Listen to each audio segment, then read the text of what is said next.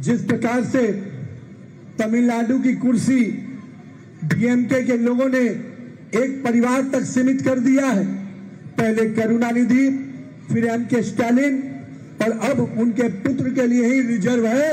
कोई तमिलनाडु का बेटा, कोई सामान्य घर का व्यक्ति मुख्यमंत्री नहीं बन सकता डीएमके में, क्योंकि बनेगा तो डीएमके के करुणानिधि का परिवार का ही सदस्य बनेगा।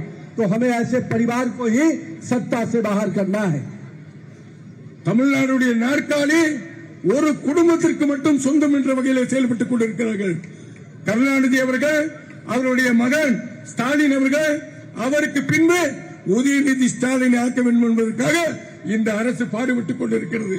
ஆனால் இந்த சூழ்நிலையிலே சாதாரண திராவிட முன்னேற்ற கழகத்துடைய தொண்டன் தமிழகத்திலே முதலமைச்சர் ஆகுவது என்பது பகல் கனவு. அதனால தான் இந்த குடும்ப ஆட்சியை ஒழிக்க வேண்டும் என்று பாடுபட்டுக் கொண்டிருக்கிறோம்.